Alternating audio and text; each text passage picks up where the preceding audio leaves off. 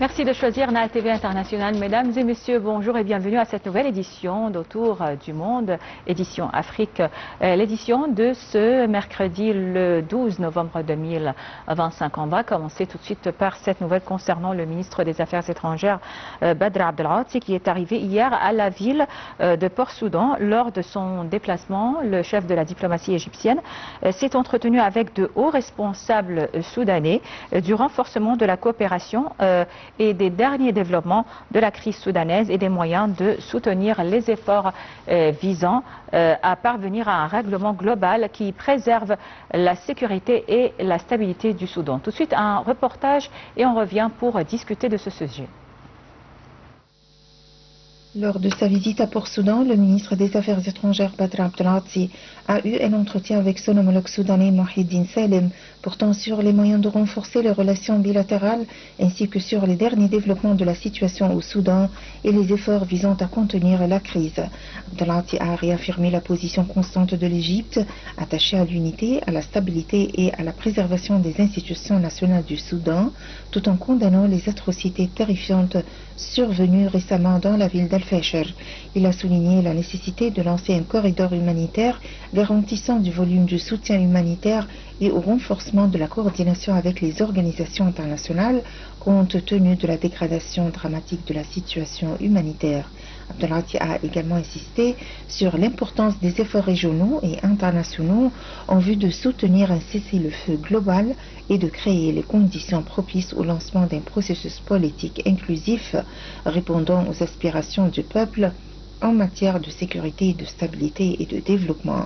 Il a rappelé la nécessité de mettre en œuvre la déclaration du Quartet international publiée le 12 septembre et de travailler à l'instauration d'un cessez-le-feu permanent et complet tout en empêchant toute tentative visant à diviser le pays ou à porter atteinte à ses institutions nationales. Et sur instruction du président de la République Abdel Fattah al-Sisi, le ministre des Affaires étrangères a rencontré le président du Conseil de souveraineté transitoire du Soudan, Abdel Fattah al-Burhan. Abdel Aati a affirmé la détermination de l'Égypte à poursuivre ses efforts pour instaurer la stabilité au Soudan frère et à s'impliquer activement dans les démarches visant à parvenir à un cessez-le-feu et à mettre fin aux souffrances du peuple soudanais. Bon, alors, pour discuter de la situation au Soudan, on a en ligne Dr Amr Saleh, expert en économie politique et ex-conseiller de la Banque mondiale. Bonjour, monsieur. Bonjour, le plaisir est toujours le mien. Bonjour. Cette visite qui a bien sûr une signification, une importance diplomatique et politique, c'est la visite du ministre des Affaires étrangères Badr Abdel Aati au Soudan, à Port-Soudan exactement. Et que signifie pour vous cette visite dans ce contexte très tendu de la guerre au Soudan? Écoutez, le ministre Badr Abdel Aati est émissaire spécial, à mon avis, du président Fattah al-Sisi, dépêché au Soudan pour soutenir et donner un soutien aux efforts diplomatiques et notamment des quatre pays qui essayent de mettre un terme au conflit au Soudan. Vous savez que le Soudan avait fait toujours partie de la stratégie de l'Égypte. Le Soudan avait fait partie. En fait, c'était un seul territoire, l'Égypte et le Soudan, au temps du roi Farouk, un seul pays, le nord et le sud, ce qu'on appelait le nord et le sud. Donc le Soudan avait toujours fait partie du patrimoine et de l'histoire, de la géographie de l'Égypte. Et donc cette visite que je vois, une visite, c'est vrai qu'elle s'inscrit dans un cadre et dans un moment crucial et délicat de l'histoire du Soudan. Mais à mon avis, c'est une visite qui est classique entre les responsables soudanais et les responsables égyptiens. C'est vrai que le ministre Badr Abdel Aati s'est entretenu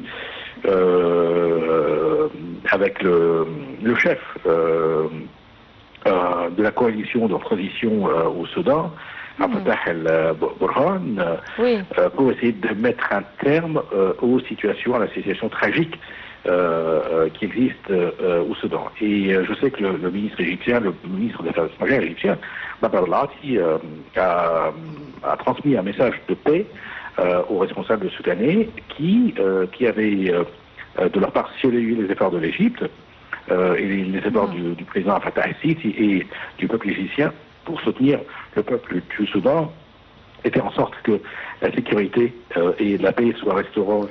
Oui, docteur Amr Saleh, concernant la coopération économique dans le domaine de l'investissement et le deuxième forum d'affaires égypto-soudanais, la réunion du comité commercial conjoint au Caire, qu'est-ce qu'elles peuvent offrir pour l'avenir ou le renforcement de la coopération bilatérale?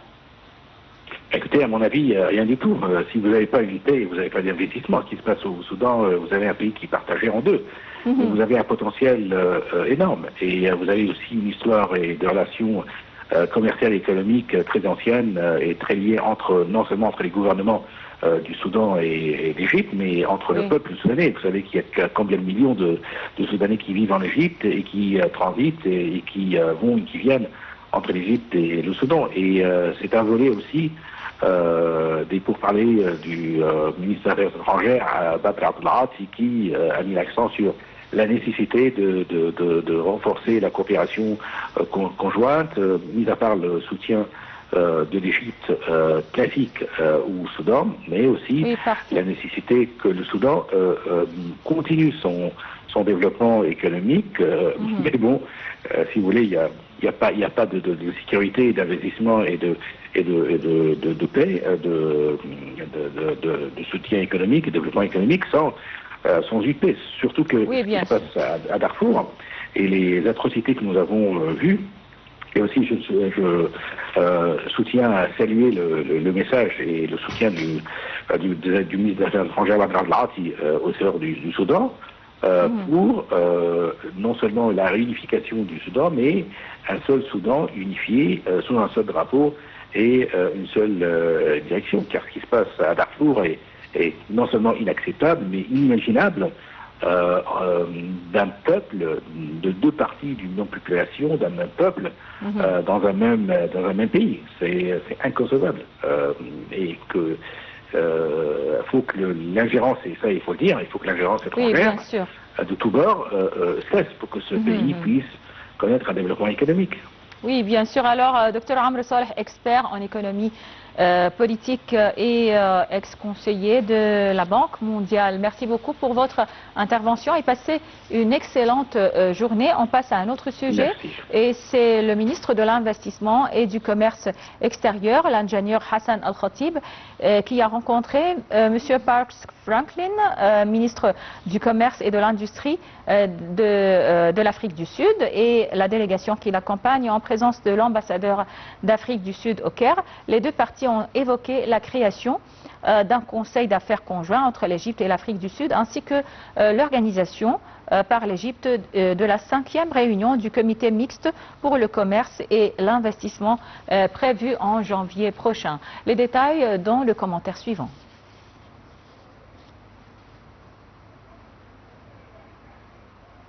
Entretien avec le ministre sud-africain du Commerce et de l'Industrie, Parks Franklin, et sa délégation en présence de l'ambassadeur d'Afrique du Sud au Caire, Joseph Machimbi. Les deux parties ont discuté du lancement du Conseil d'affaires conjoint Égypte-Afrique du Sud et de l'organisation par l'Égypte en janvier de la 5e réunion du comité mixte sur le commerce et l'investissement. Dès le début de la réunion, le ministre a souligné le vif intérêt de l'Égypte pour le renforcement de ses relations avec l'Afrique du Sud dans tous les secteurs, notamment en matière d'investissement et de commerce bilatéral, afin de dynamiser les deux économies et de consolider les liens économiques et commerciaux entre l'Afrique du Nord et l'Afrique du Sud. M. Al-Khatib a insisté sur l'importance d'accroître le volume des échanges bilatéraux entre l'Égypte et l'Afrique du Sud, compte tenu du potentiel considérable des deux pays.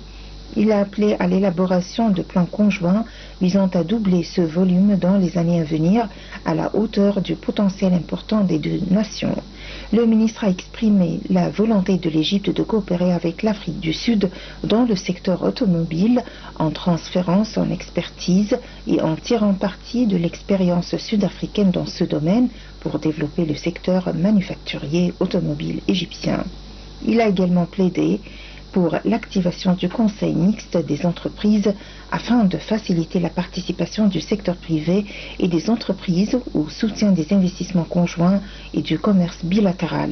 M. Al-Khatib s'est félicité de la coopération avec l'Afrique du Sud concernant l'attribution d'une zone logistique sud-africaine pour la distribution de produits au sein de la zone économique spéciale du canal de Suez.